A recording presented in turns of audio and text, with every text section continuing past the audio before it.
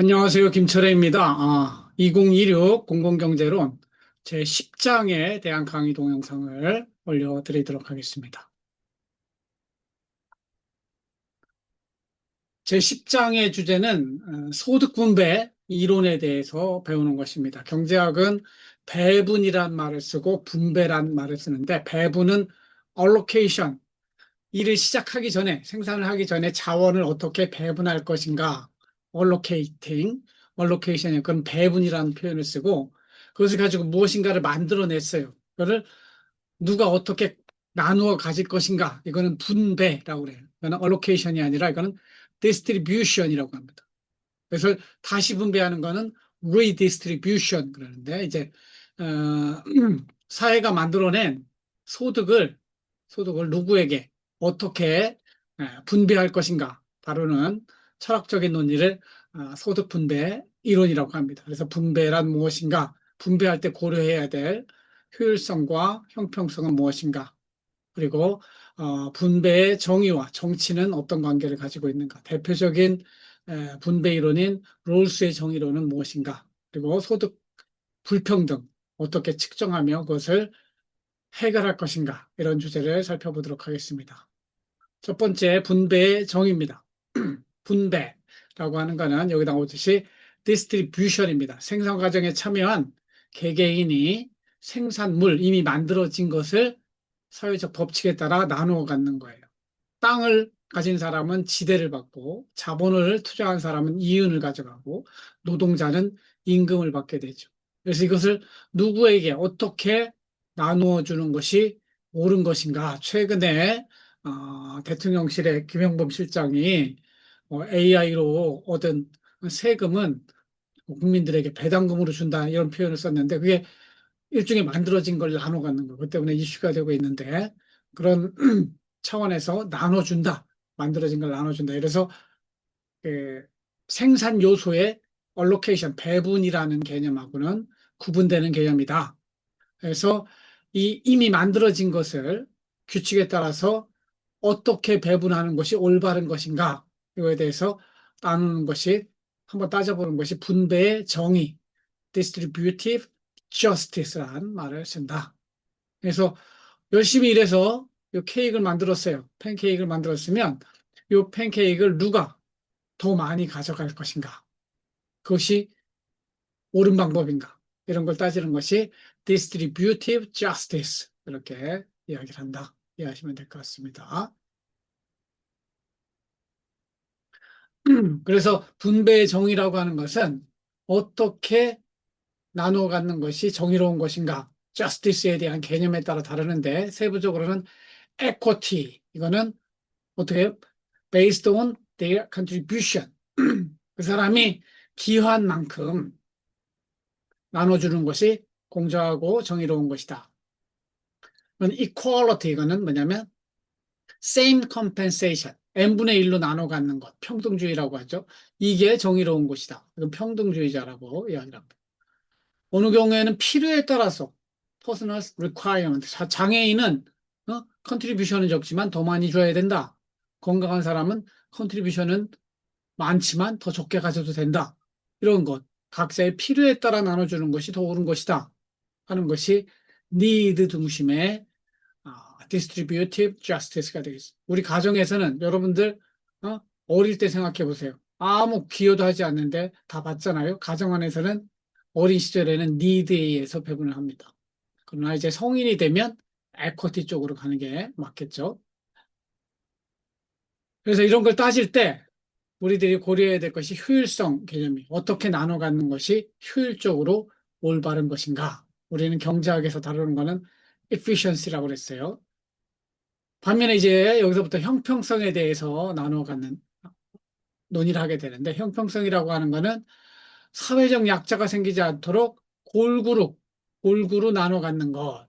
근데 이 골고루 나눠 갖는 것이 반드시 n분의 1을 의미하는 건 아니죠. 그래서 아리스토텔레스는 이것을 같은 것은 같게, 다른 것은 다르게. 이거는 기여한 바에 따라서 다른 것은 다르게, 또 필요에 따라서 다른 것은 다르게. 그래도 모든 사람이 공동체의 구성원이기 때문에 같은 것은 같게. 이 두 가지를 함께 생각하는 것이 에쿼티다. 그래서 같은 것은 같게 하는 것을 horizontal, 수평적 에쿼티, 공정성, 형평성이라고 하고 다른 것은 다르게 하는 것, 이거를 vertical, 수직으로 내려오는 거죠. vertical equity라고 합니다. 그래서 형평성 또는 공정성의 개념에는 수평적인 공평성과 수직적 공평성이 함께 고려될 필요가 있다.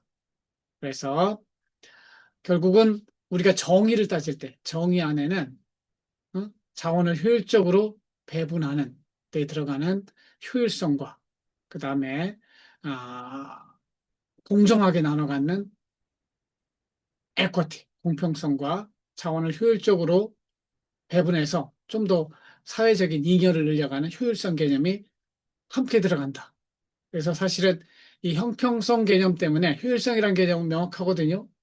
근데 형평성이란 개념 때문에 철학이 나오고 우리가 이번 시간에 배우게 된 이론이 나오는 겁니다. 그래서 한 사회가 효율성과 형평성을 동시에 추구할 수 있으면 얼마나 좋겠습니까? 그러나 대체적으로는 서로는 제로성 관계로 상충 관계, 즉 효율성을 추구하다 보면은 형평성이 저해되고 형평성을 추구하다 보면 효율성이 저해되는 이러한 상충 관계에 부딪힐 경우가 많다. 물론 어떤 논자에 따라서는 서로 보완적인 complementary relation을 강조하지만 이런 경우는 그렇게 반드시 발생하는 건 아니기 때문에 이거에 관련된 논쟁이 있다. 이렇게 이해하시면 될 것 같습니다. 이제 정치 이념으로 한번 살펴볼까요? 정치 이념이라고 하는 거는 공동체가 어디로 가야 되느냐, 무엇이 정의로운 것이냐에 대한 생각이에요. 그래서 어떤 것을 이상적으로 여기는 생각이나 견해, 추구하는 가치와 준수해야 할 규범에 대한 생각들을 이념이라고 하고 영어는 아이디알러지, 독일어는 이데올로기 이렇게 이야기를 하죠.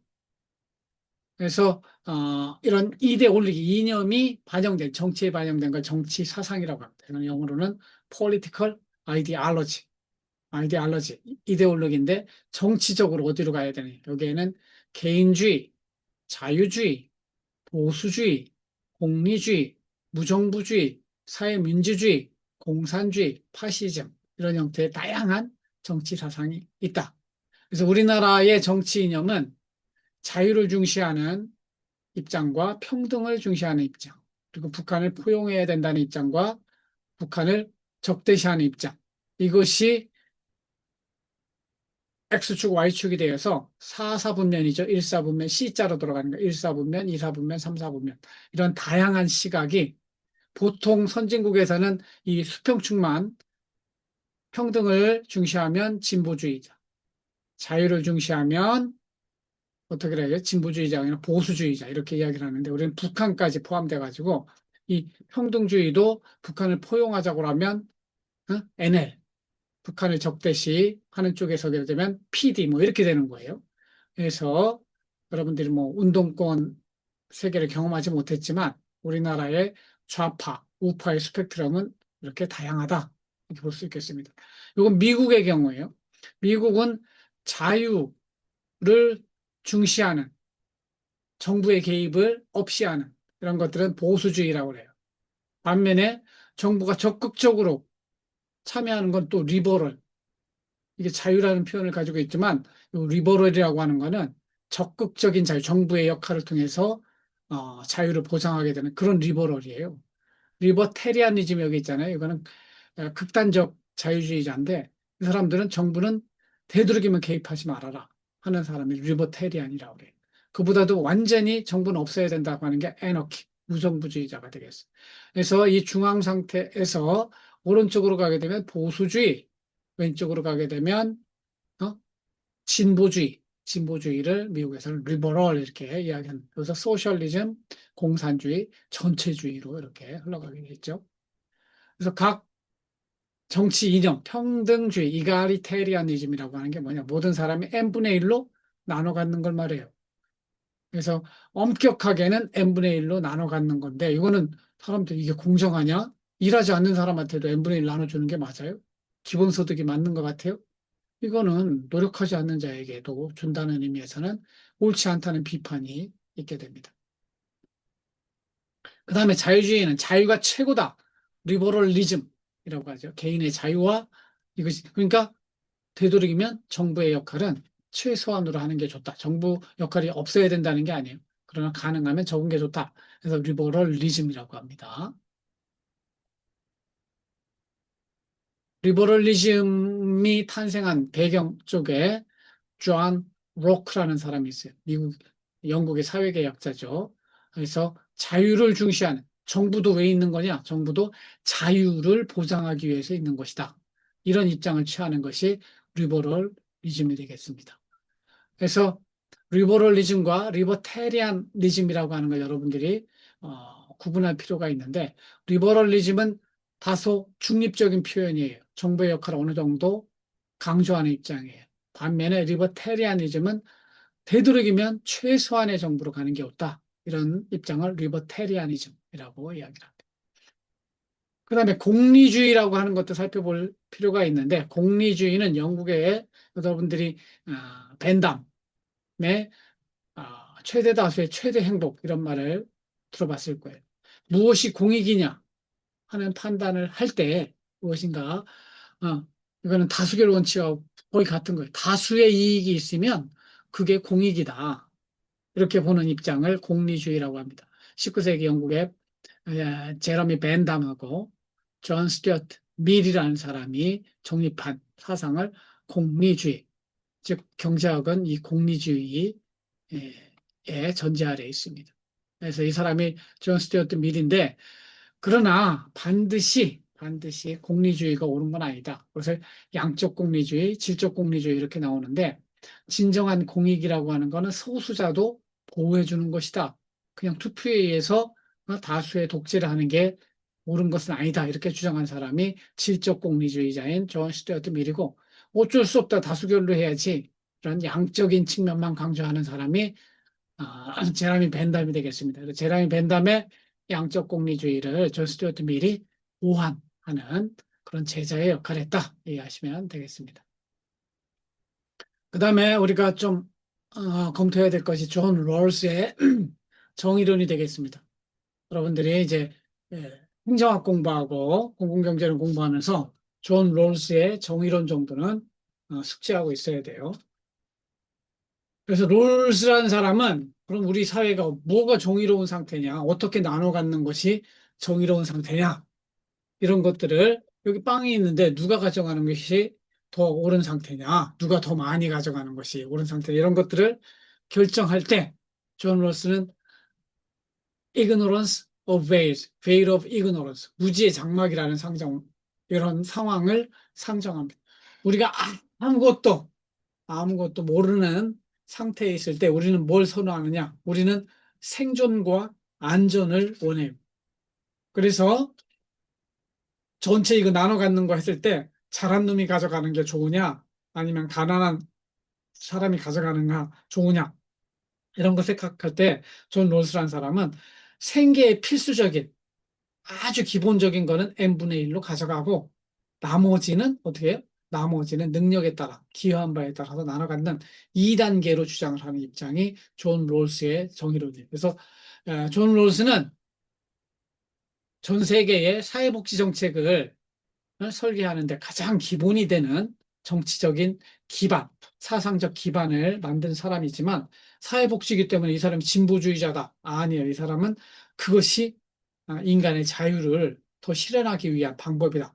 그런 측면에서 존 롤스는 자유주의라고 볼 수 있겠습니다. 그래서 이 사람이 주장한 제1의 원칙은 자유의 원칙이에요. 결국은 개인의 자유를 극대화함으로써 행복을 추구하는 걸 원합니다.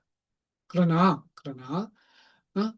차등의 원칙이라는 것을 반영해서 우리 사회의 가장 가난한 사람들에게 좀 혜택을 주는 것은 우리가 서로 관용해야 된다. 이런 것이에요. 그래서 최소 극대화 원칙이라고 하는 것은 가난한 자에 대한 분배 정책을 옹호하는 입장이에요.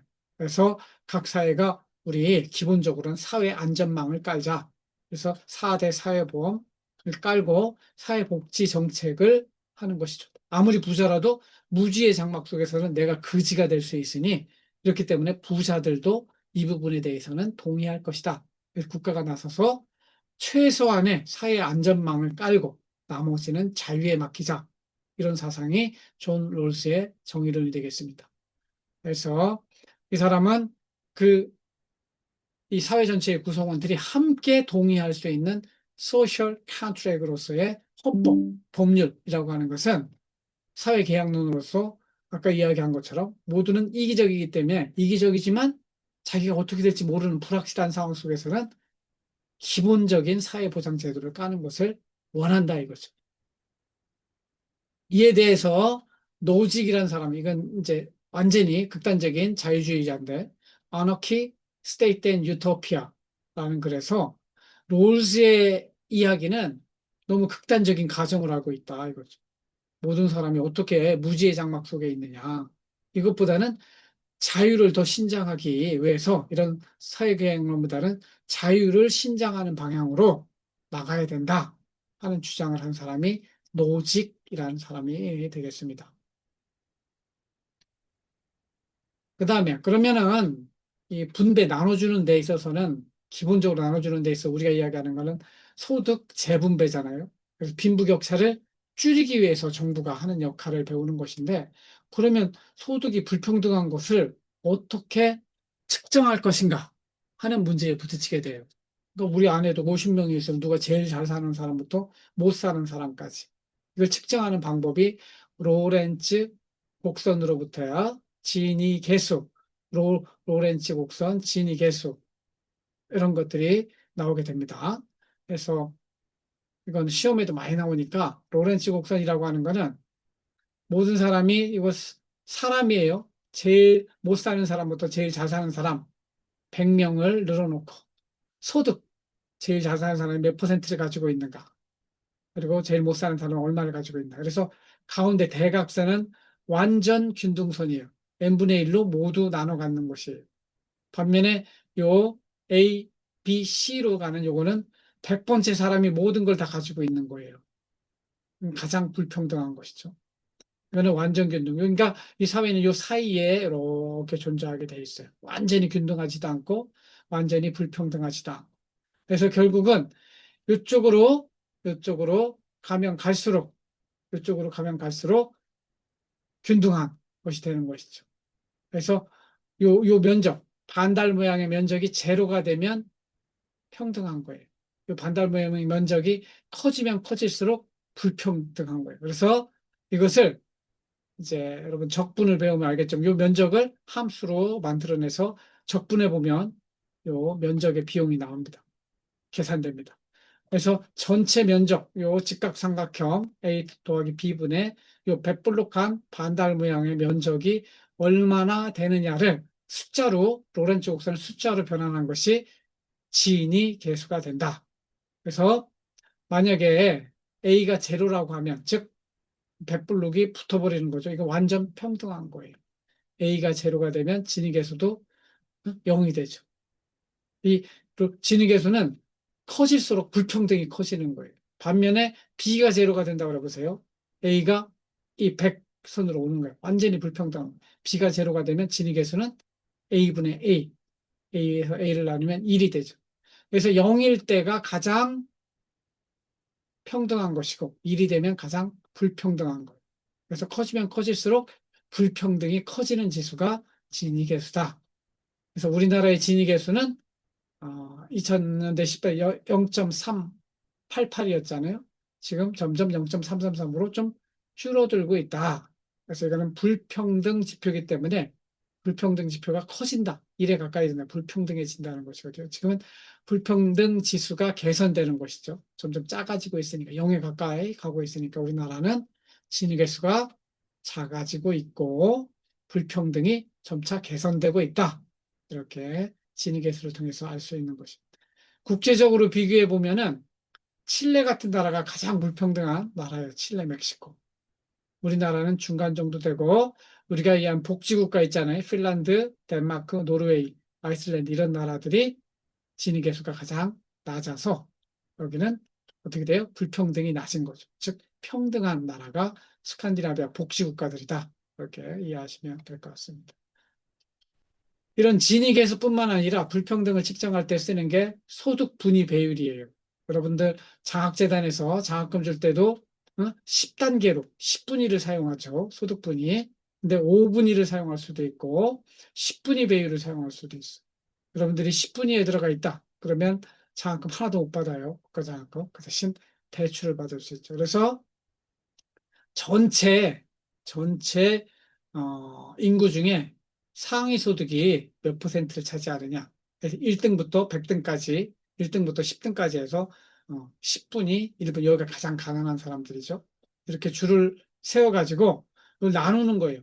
1분, 2분에 4분위. 그래서 2080이라고 하는데 하위 20%, 또 상위 20%. 그래서 상위 20%가 사실은 하위 80%보다 더 많은 돈을 가지고 있다고 이야기를 하죠. 그래서 그런 것들 따지는 거는 소득 분위 배율이라고 그래요. 이게 커지면 커질수록 불평등한 거죠. 그 다음에 애킨슨이라는 학자가 좀 더 다른 방법으로 주관적인 방법인데 불평등을 느끼고 있는 정도를 사람들에게 대답하게 해서 측정하는 것이 애킨슨 지수가 되겠어요. 여기서 만들어낸 중요한 개념이 대등수도 여기 나오잖아요. 여기 YEDE라고 하는 것인데 equally distributed equivalent 이거는 뭐야? 우리 사회에서 아까 진위계수의 로렌츠 곡선의 대각선에 해당하는 그래서 모든 사람이 동일하게 나누어 가지면 얼마로 나눠 가지면 평등할 것 같냐 이걸 물어봐요. 그거에 비해서 지금 각자가 가지고 있는 거 어떤가 이렇게 측정해 보는 거예요. 그래서 지금 평균에 비해서 균등분배 대승소득이 좀 더 이게 작으면 작을수록 불평등한 나라예요. 조금이라도 나눠 가지면 좋겠다 하는 생각을 가진 사람들이 많다면 그것은 지금 우리 사회가 불평등한 사회다. 이렇게 이야기하는 거죠. 그래서 이게 제로에 수렴할수록 제로에 수렴하면 이게 1이 되잖아요. 진위계수하고 똑같이 1이 되면 1이 될수록 불평등이 커지는 것이고 이게 지금 나눠 갖는 거하고 똑같아. 평균 나눠 갖는 거하고 똑같은 상황이 되면 이게 1이 돼서 0이 될수록 균등한, 평등한 사회를 의미하는 것이 애킨슨 지수라고 하는 거예요. 이거는 좀 여러분들이 개념 자체가 좀 어렵지만 필요하면 좀 더 찾아보고 이해를 하시면 좋을 것 같습니다. 그래서 제가 시험 볼 때는 애킨슨 지수는 시험 문제는 안 내니까 깊이 거기까지 할 필요 없습니다. 마지막으로 이 사회에 불평등이 어디서 발생하느냐 하는 것들을 따져보게 되죠. 요즘 흙수저, 금수저, 은수저 그러잖아요. 이거는 타고난 거예요. 특히 부모로부터 물려받은 것. 그것뿐만 아니라 개인적으로 타고난 유전적인 능력도 있어요. 지능, IQ죠. 외모도 중요합니다. 우리나라에서는 현재. 외모가 돈이에요. 기타 타고난 것이 있고, 그다음에 부모로부터 받는 게 있고. 그리고 사회적으로 나에게 유리한, 난 게임을 잘하는데 게임 산업이 막 발달하고 있어. 그러면 게임 쪽에 달란트를 가진 사람이 유리하게 돼 있죠. 이것뿐만 아니라 럭, 운수, 로또에 당첨되는 사람들. 이건 우연성이니까 통제할 수 없지만 이런 것들로 인해서 불평등이 발생한다. 특히 우리나라에서는 이것뿐만 아니라 부모의 능력이 교육을 통해서 자식에게 전달이 됩니다. 그래서 여러분들도 사실은 부모가 내 자식 대학 교육 못 시켰다면 부모님들이 좀 죄책감을 느끼게 되니까 대학 보낸 거 아니에요? 그런 경우가 많고 교육을 통해서 부모의 아, 부가 증여나 상속되는 경우가 있어요. 그래서 이 소득 불평등의 원인은 다양한 원인이 있지만 지금은 K자로 부익부 빈익빈이 자본주의의 속성이니까 더 커지고 있는 것이 우리나라의 현실이다. 이렇게 볼 수 있겠습니다. 어떻게 해결할 것인가? 우리는 지금 3번에 해당 정부를 통한 강제적 소득 분배를 배우고 있습니다. 정부가 부자들한테 세금을 더 많이 걷는 것, 누진세라고 합니다. 그래서 가난한 사람한테 나눠주는 것, 사회복지제도라고 그래요. 거둘 때 후에 불평등이 해소되고 또 나눠줌으로써 이중적으로 이제 사회 분비격차를 줄이는 것이죠. 이것만 있느냐? 아니, 우리나라 역사를 보면은 대동계, 향약을 통해서 자발적으로도 하는 경우가 있어요. 그리고 빌 게이츠나 워런 버핏 같은 미국에 있는 사람들은 자기가 자발적 복지 대단, 이거는 정부하고 아무 관련 없이, 공동체하고 관련 없이 내가 번 돈 사회에 자발적으로 기부하는 이런 식으로도 해결할 수 있어요. 그러나 1번, 2번은 자발적인 측면에 이걸로 안 되면 정부가 강제적으로 해야 될 필요가 있게 되는 것이죠.